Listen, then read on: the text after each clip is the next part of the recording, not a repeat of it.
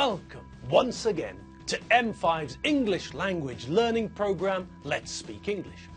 I'm Gav Duncan and I'm here on your TV to help you learn English. Now, are you sitting comfortably? Yes? Good. And are you ready for today's lesson? Yes? Good. Okay, well, let's learn English together. Hello again, everyone. Welcome to the studio. And how are you all today? Are you all having fun? Is your day going well? Did your day start well? Did you wake up after a fantastic dream? A dream about cats and unicorns and llamas and lemurs all playing football in a football stadium made of clouds with a hippopotamus as a referee? You did? Blimey. Well, okay. Maybe a little less cheese before you go to bed tonight then. Well, for the rest of you, I also hope that you all woke up feeling refreshed after a dream. Not a weird dream like that one. No, something more normal. I don't know. Something without hippos refereeing football matches between llamas and lemurs in the sky. Okay, now, hopefully tonight you'll all have nice, sweet dreams without llamas and without lemurs. Okay, so back to the lesson. Now, where was I?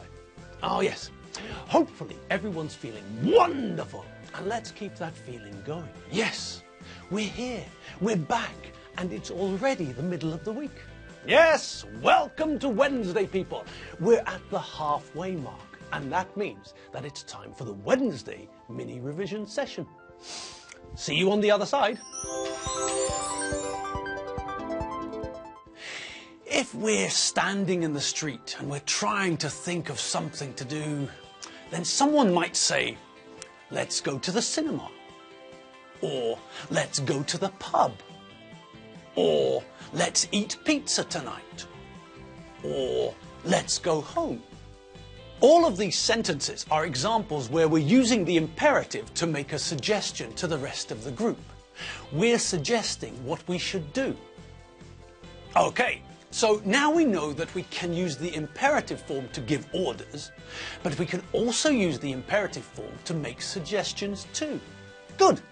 Now, where were we? Ah, yes.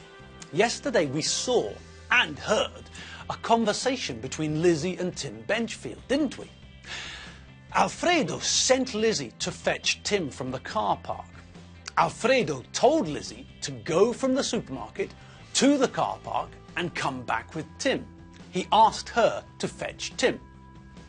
Lizzie went into the car park, found Tim, and they both came back into the supermarket. There was some new language in their conversation, wasn't there? For a start, we heard Lizzie use the imperative, didn't we?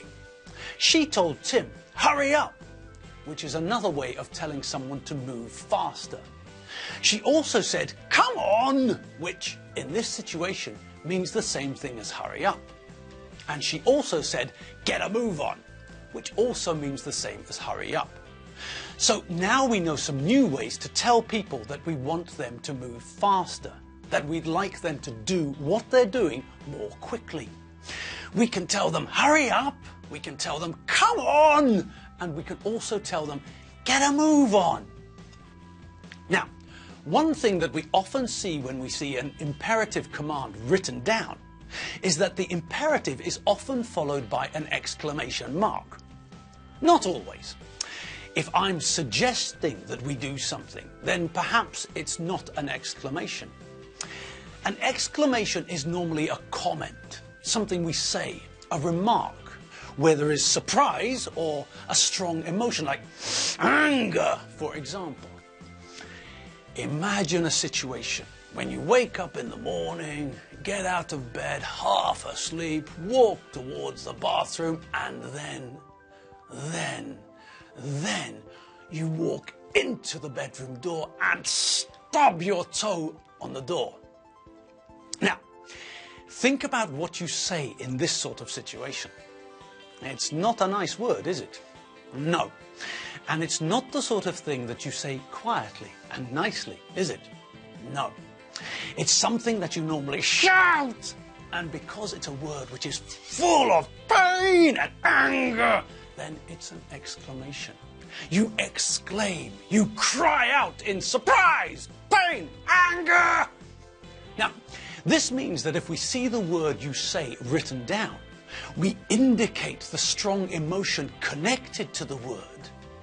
We show that this was a word spoken in anger or pain or surprise by putting an exclamation mark after it. The exclamation mark shows us that this is an exclamation. The exclamation mark shows us that this word or phrase, whatever goes before the exclamation mark, was said in a dramatic, emotion-filled way. Maybe the person who said this shouted it. We don't know. But we do know that this word or phrase was said suddenly, perhaps in surprise, perhaps in anger, perhaps in pain. Just think about the word that you say or shout when you stub your toe on the bathroom door in the morning. You know that there's an exclamation mark, perhaps more than one, after it. And have a look at what happens to Eddie in this scene. Listen to the way that he cries, "Ah!" You can hear that this is a painful surprise for him. And so, when he cries out in pain and surprise. And you can guarantee that there's an exclamation mark, perhaps more than one, at the end of the word. You're worse than your husband. Ooh. You can hear the exclamation marks in that cry, can't you? Blimey. Ooh, nasty. Okay, so those are exclamation marks, and we often see them when we're giving people orders, using the imperative form to tell other people what to do. If someone is angry with you, they normally shout at you. And that means that they'll shout an order at you, like Richie in this scene, shouting at Eddie to come downstairs at once. Right, that's it. Edward Hitler, come down here at once!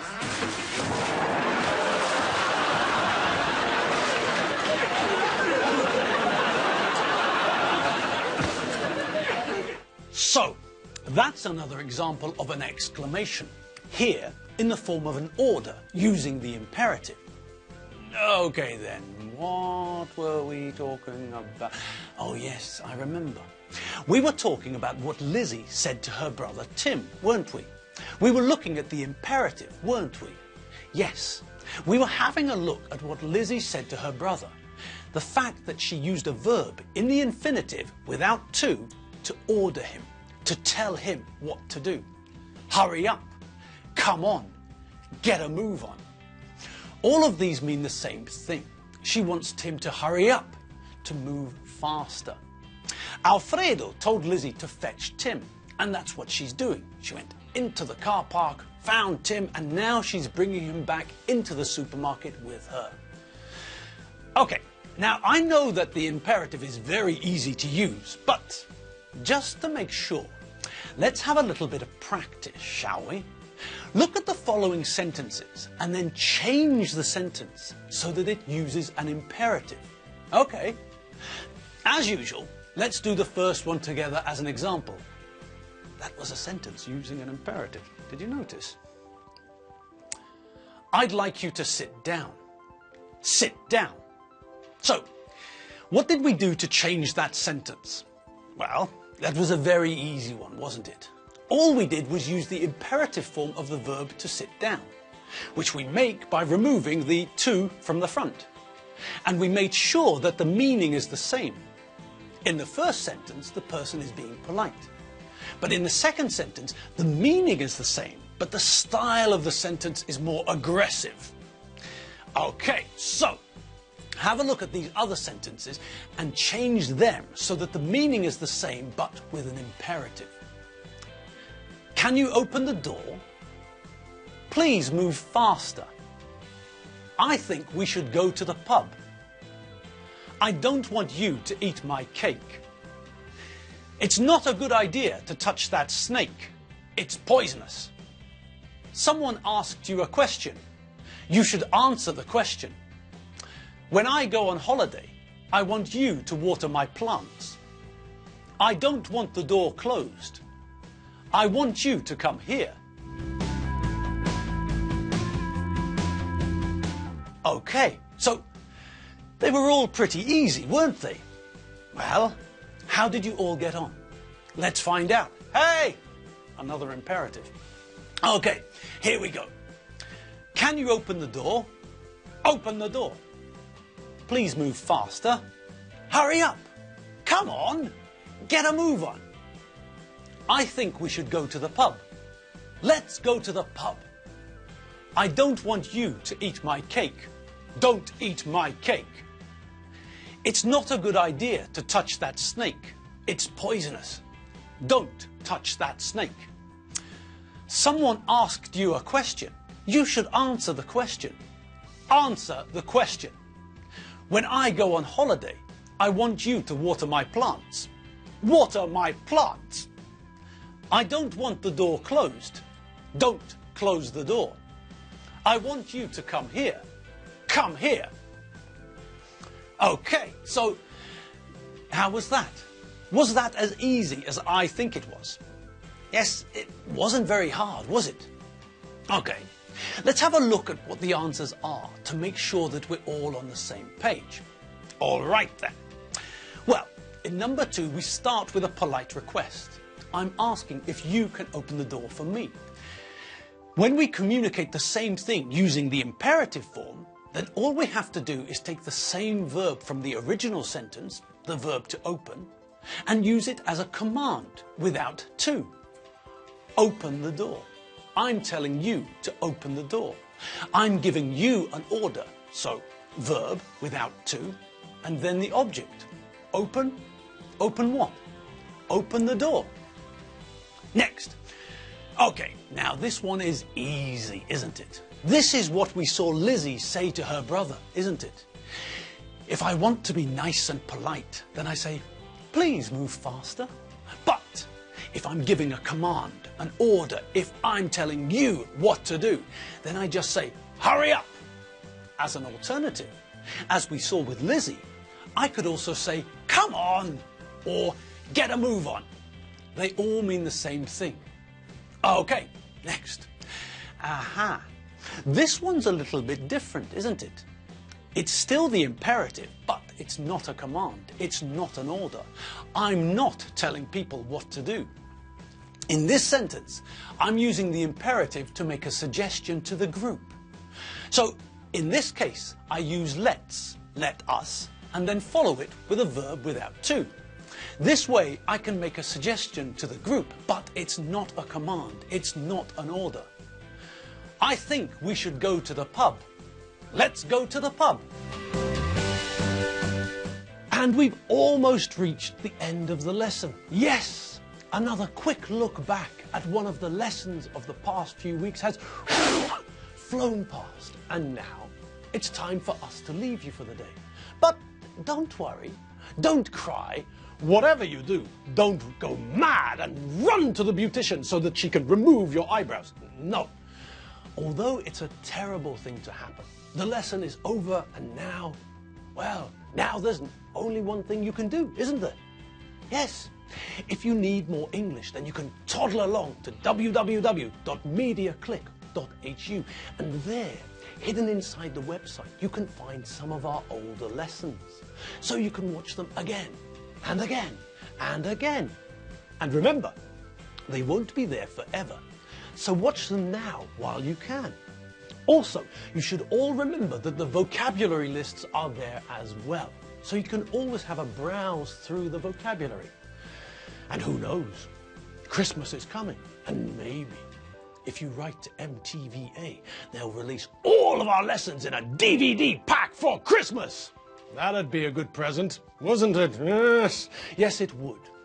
Okay, folk, it's time for us to go, so we're off like 2-week-old milk. I'll see you all tomorrow. Have fun, have a coffee, have some more fun, and then have a cocktail. See you tomorrow. Bye.